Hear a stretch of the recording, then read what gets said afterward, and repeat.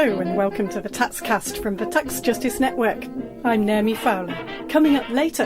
What we know about how the mainstream media reported on the financial crisis is that the structural explanations were largely missing from most media accounts. So the deeper structural problems with the banking sector and issues around financialization and how this affected the economy, these issues weren't really covered. We talk about the misrepresentation of the financial crisis by the mainstream media. But first, here's a quick roundup of the Tax Justice News headlines. In edition 86 of the Taxcast last month, we joined the calls by the International Consortium of Investigative Journalists for the European Commission's Competition Commissioner to start investigating at least one of the 246 secret tax deals exposed by the LuxLeaks whistleblowers, where Luxembourg's tax authorities gave multinational companies outrageously low tax rates. We argued that they urgently needed to do that if they wanted to avoid accusations of a conflict of interest from EU Commission President Juncker, who also happens to be former Prime Minister of Luxembourg and chief architect of Luxembourg's rapid acceleration of its tax haven model. Well, good news. Competition Commissioner Margrethe Vestager is now investigating 3 tax deals Luxembourg gave to a Finnish packaging company which she suspects amounted to illegal state aid. Here's Simon Bowers of the International Consortium of Investigative Journalists. Yes, this is great news. She's shown she's serious about LuxLeaks and she's opened an investigation. The use of state aid laws to challenge tax rulings for multinational companies is already a pretty innovative tool. And in fact, the successes they're having is precisely because this tool wasn't anticipated by the tax planners who invented these structures. She's really put a marker down on LuxLeaks. There was, she believes, illegal behaviour in these tax deals.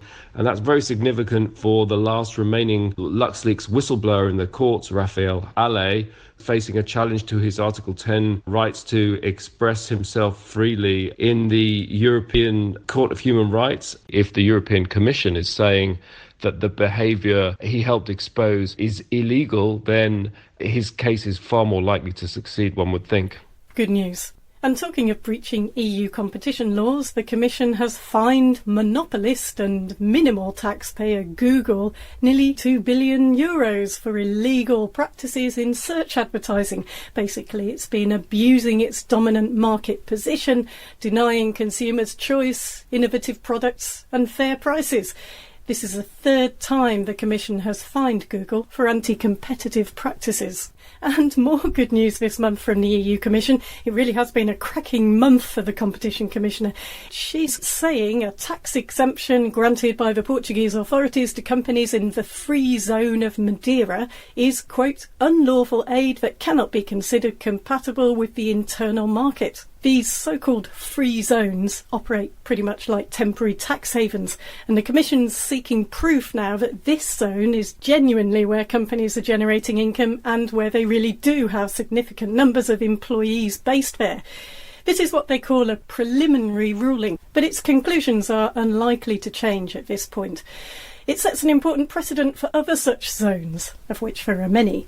And finally, US companies that aren't transparent on the taxes they pay are being targeted by a coalition of Christian investors who control assets of £21 billion. They're using their voting powers against the chairs of Russell 50 and FTSE 350 companies they're invested in, which score badly on tax transparency. Affected by that are companies including ExxonMobil, Amazon and Broadcom. And there's more good news coming up next. We're going to talk now to John Christensen of the Tax Justice Network.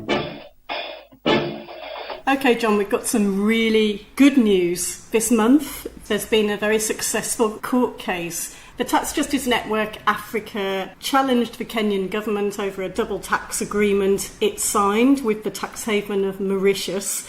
And Kenya's High Court has now ruled in favour of tax justice on the basis that proper procedures weren't followed in bringing this agreement into force. It didn't really rule so much on the basis of Tax Justice Network Africa's very valid concerns that the treaty would harm Kenya's development by cutting taxes on interest, royalties and management fees, in some examples reducing those from 20% to zero. There have been similar agreements signed between Mauritius and other African countries which have really reduced the tax revenue available to poorer nations. So this is really good news, because this double tax agreement would have allowed companies which were established and doing all their actual business in Kenya, yet were legally registered in Mauritius, to avoid paying taxes in Kenya. They're doing that through a kind of a round-tripping process to get ridiculously low tax rates. Good news. First of all, tell us briefly, what is a double tax agreement? Yes, double tax agreements, often called double tax avoidance agreements, are largely agreed bilaterally between one country and another, so they're not multilateral, they're normally bilateral. There are thousands of these agreements in place between countries across the world, and their primary intention is to avoid double taxation of profits of multinational companies. The idea being that if a multinational company is making profits in country A and it's being taxed in country A, it doesn't want to have the same profits taxed in country B, where the profits aren't being taxed. The trouble is that, by and large, the focus has been on avoiding double taxation of profits and not on avoiding double non-taxation of profits. So by and large, these agreements are there to protect the interests of the multinational companies and their investors, not the interests of the countries concerned. And more importantly, we've seen in so many cases in recent decades, double taxation agreements have also been used to push back against withholding taxes, which were often a very important protective mechanism. So a developing country could impose a withholding tax on profits, just in case it couldn't tackle the tax avoidance mechanisms being used by the multinational companies. So double taxation agreements have been lowering the tax rates, and in some cases actually removing them entirely. And also in some cases they've been removing capital gains taxes or lowering the rates on capital gains. So all in all, these double taxation agreements are, generally speaking, favourable to the interests of investors and not the countries. And for that reason, by and large, we think they're not a good thing and would advise countries against signing them. Right, and this court ruling now, which says that this agreement between Kenya and Mauritius is unconstitutional, that could be interesting news for similar treaties that other countries have with tax havens like Mauritius. Just wondering what it could mean for them. India, for example, is going to help them possibly get out of a very bad similar agreement that it has with Mauritius, which it entered into 36 years ago. Yes, I mean, the India-Mauritius tax treaty. Mauritius is, of course, a notorious tax haven and secrecy jurisdiction. It's been used by Indians for many decades now to shift profits and wealth offshore and then round-trip the capital back into India, dressed up as foreign direct investment. It's a shockingly bad treaty, and they've been trying to renegotiate that treaty for a very long time.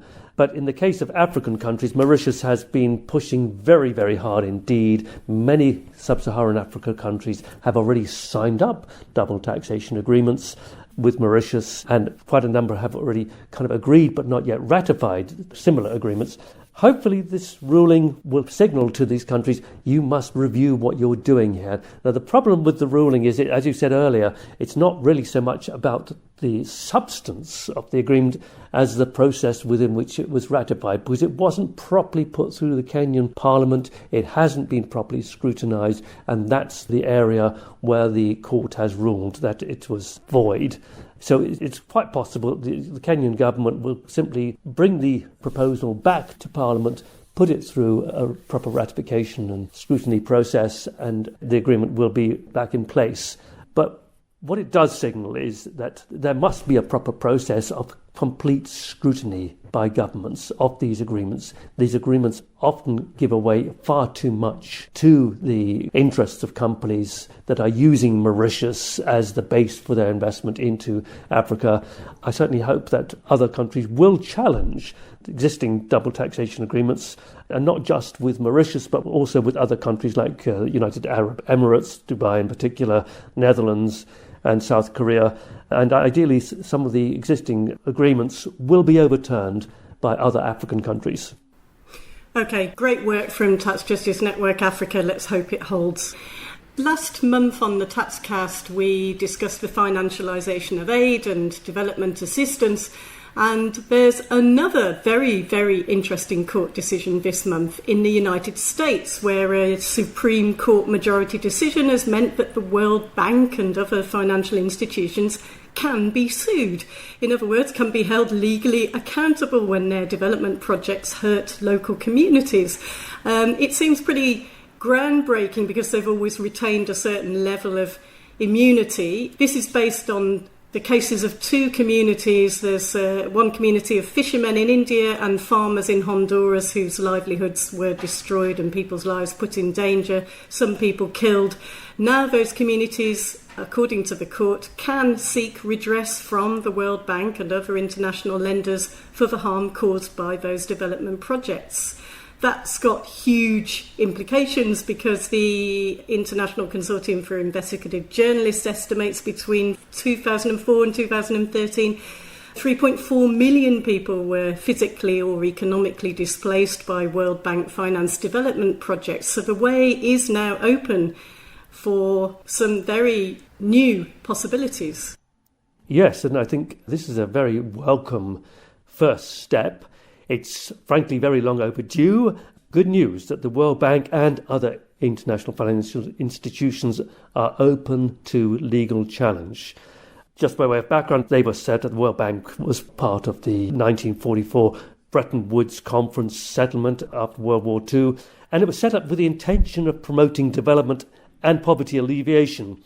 But time and again, over many decades, it's been clear that the World Bank's priorities have been to finance very large projects, big dams, huge power stations, mega infrastructure, and somehow they seem to have ignored the interests of marginalised people. And these marginalised people are frequently being displaced by these huge projects, either displaced because the dam simply floods the valleys where they live, or because the mega power station starts to totally disrupt their livelihoods in the places where they've lived. And that's precisely what's happened in the case of the fishing community in Gujarat, in India. Their livelihoods and their homes have been destroyed by the construction of a huge coal-fired power station, which is discharging hot and polluted water runoff into the Gulf where they fish and have fished for many, many years. And the World Bank appears to have ignored the fishing community's interests, maybe even weren't even aware the fishing communities were there in the first place. So when they assessed the loans to the power station operator, which is a very powerful Indian corporation, the Tata conglomerate, they appeared to have totally ignored the existence and the needs of this very marginalised fishing community. Right. Both cases are going to return to US district courts soon for continuation, but it could take years for compensation to be paid out to these communities if the litigation is successful.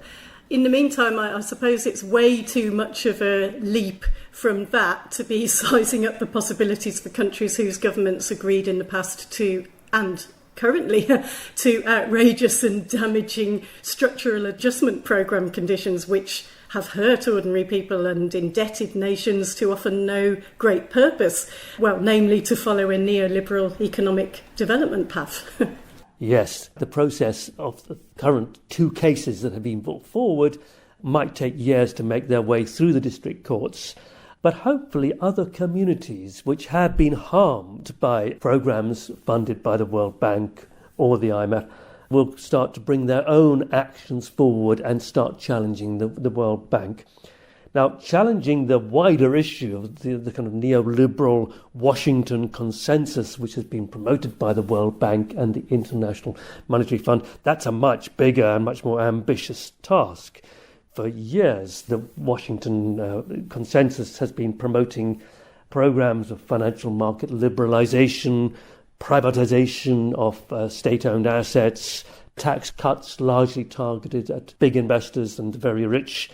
And the results of this neoliberal program are clear for everyone to see. We've failed privatizations, the rise of largely unaccountable monopolies, public services starved of resources, rising inequality, huge environmental damage, huge social damage, the rise of radical right-wing extremism, All of these things can be, I think, rightly pinned on the Washington consensus. 40 years of neoliberalism has been a political and economic disaster. And for that reason, I think now is the time to start documenting and critically examining the role of the World Bank and the IMF over the last 40 years. And in many cases, they're still pursuing the same programs. Their tax consensus is still being forced upon many developing countries, despite the fact that we know it's failed. And I think this is a much longer-term process, but it is a process that we must get underway. Thanks, John. John Christensen for Tax Justice Network.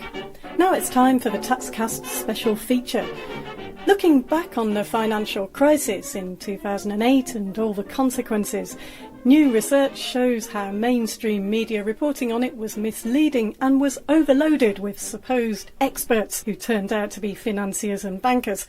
We know there's a huge gap to be filled here, and there are so many voices audiences didn't hear and don't hear. That's why the TaxCast is so important. Because in many countries, the mainstream media fed us a diet of misunderstandings about economics and sold us the narrative that austerity was the only way to fix things. Alternative solutions and ways of thinking about the economy barely got a look in and still don't. This month, we talked to Cardiff University's Mike Berry about his research and his new book, The Media, the Public and the Great Financial Crisis. What we know about how the mainstream media reported on the financial crisis is that in the press and in broadcasting, particularly for kind of the popular press, it was presented as a kind of morality tale. It was about bad bankers and their bonuses. And the structural explanations, these were largely missing from most media accounts.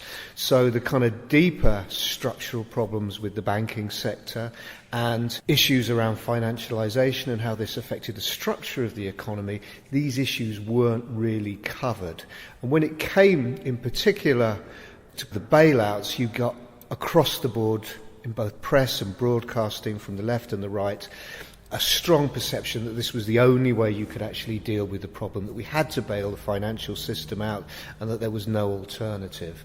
And certainly when we did audience research, it was very clear that these kind of narratives that you found across the press and broadcasting were very influential in terms of affecting how the public saw these issues. So when we did our focus groups, the public were very clear that they thought there was no alternative to bailing out the banks. They thought that nationalisation was probably a bad idea, but there hadn't been any choice, and this was very strongly reflected in the narratives that they found in the press. In a similar vein, when they actually came to understanding the crisis, they tended to take media narratives which, how shall I put it, meshed with their own personal experiences. So people themselves tended to see it as a crisis around bank bonuses and also about the overextension of credit because of the fact that they had experienced that in their own lives and the lives of their friends and family. So people would talk, spontaneously about, the creation of a plastic society, the number of credit cards that they saw coming through their doors. So those particular kind of explanations that they saw in the press did mesh very much with their own personal experience. Right, and it's interesting, I couldn't agree more that the media is very much about problems, crisis, it personalises, so with the big tax stories, we never get the structural problems about why Shakira, for example, could avoid so much tax as she did. It's all about Shakira, and we don't get at the systemic problems whatsoever. Mm-hmm. This is the big problem. When I started to make the TaxCast, I was filling a gap that the media just wasn't doing itself, the mainstream media, which was, how do we solve this? What are the real causes of these things? And they are structural, and maybe structural is boring. Well, that's what they think. I absolutely agree in terms of the issue around solutions, and certainly when we looked at the reporting across the media in terms of how should we actually respond to the banking crisis, that most of kind of the reporting, particularly in kind of the popular press, was very focused around this issue around kind of bonuses and remuneration and the broader kind of systemic issues which we might think of in terms of things like the fact that a lot of this very risky trading had taken place in tax havens, which were also used for kind of regulatory arbitrage. Those kind of issues were very peripheral. You got the odd article on that, but that was missing. But you also got, and I think this is really important, is the way the finance sector is talked about. You get a very partial account in the media. When we looked at broadcasting, the BBC was dominated by the representatives of finance. They made up nearly half of the sources that were interviewed, and the other half were often people such as politicians who were very close to the finance sector. And so that's a key reason why you didn't get a lot of these very far-reaching systemic reforms, talking about breaking up the banks, talking about separating the retail and the investment side of banking. I mean, you did get that later on, some of that, but you also had a lot of people on from finance telling us why those were very, very bad ideas.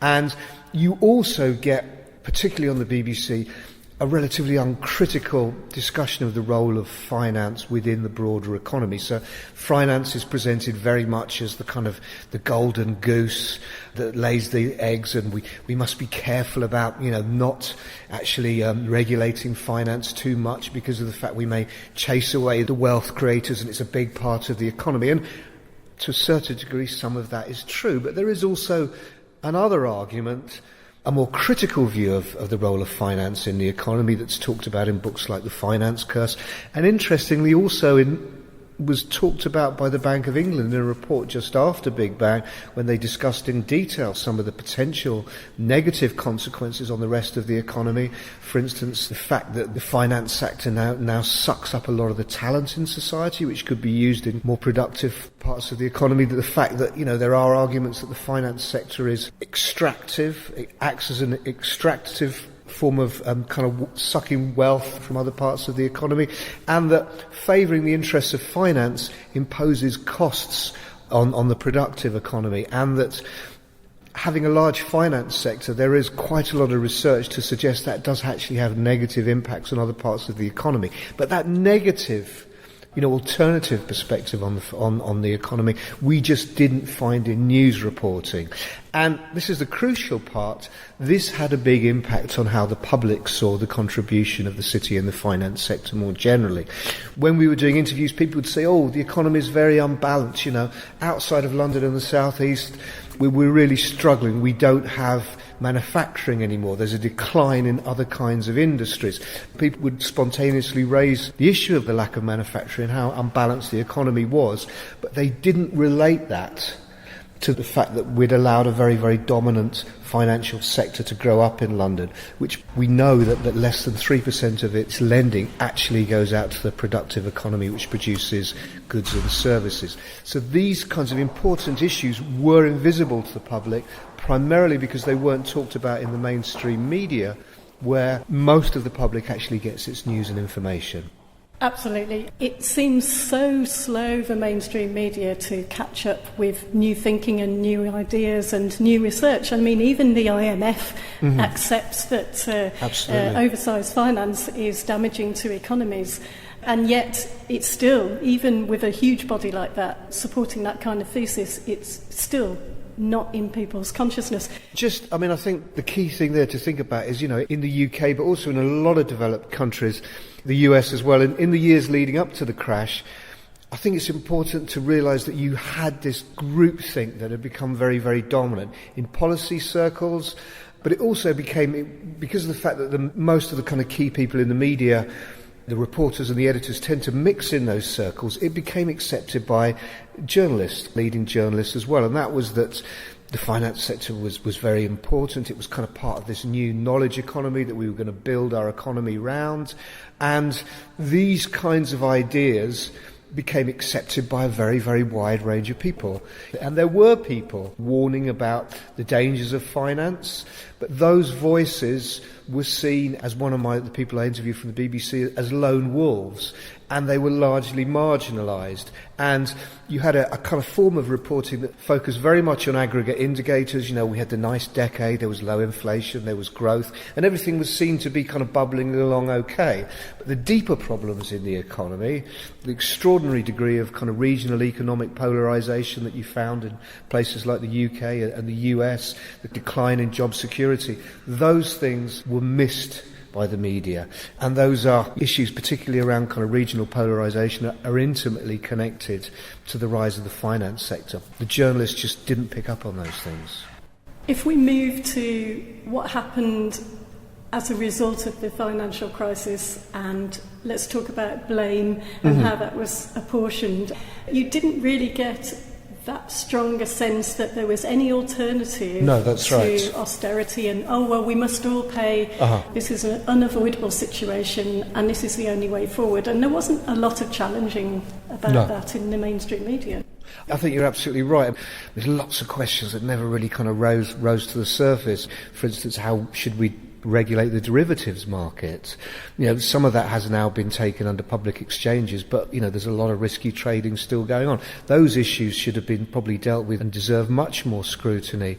And more broadly, the whole question of what happened to these enormous financial institutions that were nationalised. They were then basically run by city grandees and run on a basically shareholder value model to extract as much money for the shareholder as possible and then privatise it as soon as possible. But, there could have been other ways that, and there were people at the time arguing, they're very much on the margins of coverage, that we should think more seriously about actually doing banking a different way. And we could have actually fully nationalised those industries and use them to direct lending to the productive economy. But that didn't happen, and that was definitely an opportunity that was missed. We could have done quantitative easing in a much better way. Absolutely. Instead of giving it to the banks. We would have been better throwing it out of helicopters or just apportioning it among the population. And amazingly, there are very kind of conventional macroeconomists and people, write in the Financial Times who say that now. So, these kind of particular views are not things that you see just on the radical left. Even kind of relatively middle of the road, relatively conservative commentators have talked about, the inadequacies of the response and the mistakes that we made then by not fully nationalising those institutions, and particularly, the kind of approach for quantitative easing was, I think, a mistake. It's boosted asset prices, it's increased inequality. Probably there's some evidence perhaps that it did prevent, a major slump, but at a pretty intense cost.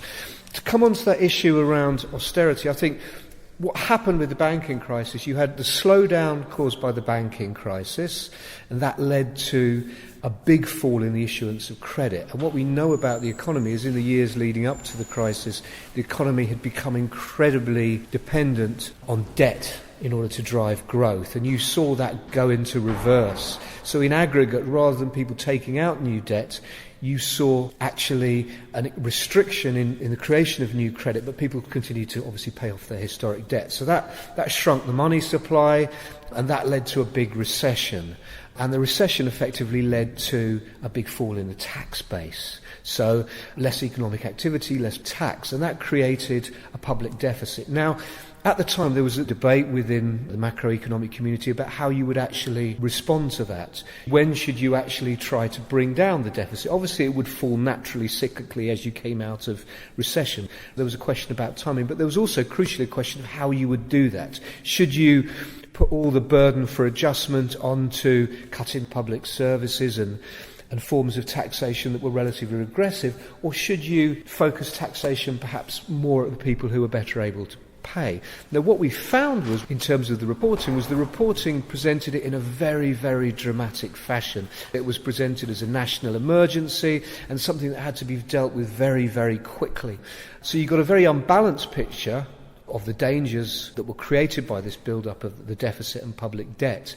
And together with this, you got arguments that, the UK would see interest rate rises that would be abandoned by international creditors. We wouldn't be able to sell our bonds. That the IMF would be called, that we might go bankrupt. These kind of discourses were very live at the time, and you found them across the press and across broadcasting, and they had a really big impact on public opinion. So they frightened people, and that helped to sell the idea that, you needed to have austerity and that you needed to have cuts. Because when it came to the solutions, the only solutions that people were hearing about in the media was that essentially we had to cut the public sector. There was a lot of waste in the public sector, which is something that people believed, and we had to cut it. Alternative views, such as cutting in the middle of a recession was a very bad idea. Those were invisible, as were solutions which focused on tax rises on the better off, or, for instance, a financial transaction tax, or, a land value tax, or an asset or wealth, or, these sort of things are just completely invisible as public policy options. And when we did these focus groups to the public, they were completely unaware that there were these alternative options. And the media was really crucial in setting that debate in terms of both what was there and in terms of what was missing, the omissions. Absolutely, and in a lot of economics reporting you see time and time again in the mainstream that they use this kind of very emotive scarcity language, which who can not relate to that, who has not struggled financially in their lives, and then they relate that in such a simplistic way to the economy and how you should manage the economy that it seems like common sense. And I think what's really interesting is that I can't remember who it was that said the success of neoliberalism has been its invisibility, and the fact that we're not seeing from the mainstream media that is actually a belief that they are representing. It's not fact. It's become such a dominant narrative that it is actually invisible. How do you counteract that, given that, as you said, a lot of people don't know about these alternatives because they have been absent?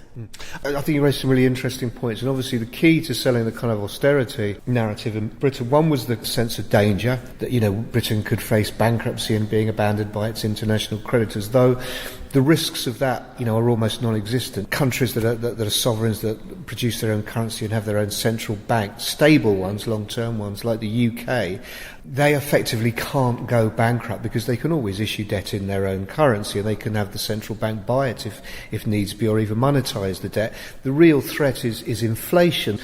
It's almost impossible to see inflation as being a threat at that time because of the fact the economy was on its absolute knees in 2009, 2010. But the key thing, that the selling of this notion that a national budget is like a household budget, that was an incredibly powerful metaphor. It was sold very heavily by politicians at the time. One of the crucial things is we just didn't find it being questioned. You didn't find journalists saying, well, hold on a minute, a national government, its finances are nothing like a household economy because of the fact that, it has its own central bank, it can issue its currency. When it spends money, a large proportion of that money comes back to it in terms of the way the fiscal multiplier works. Lots of myths were allowed to be propagated and they weren't challenged in the media, particularly this notion of that you can't spend money that you don't have, which you absolutely can as a government, and particularly when there's a recession on, you have to spend it because otherwise the consequences for the economy and people's livelihoods can be catastrophic. So I think the media needs to think harder about how it explains the economy, how economies work, how the multiplier works, what's the difference between debt and deficit, because these things are very poorly understood by people, as are the contours of public spending, where people will wildly overestimate how much the state spends on things that have a sustained negative media coverage, so things like migration or foreign aid.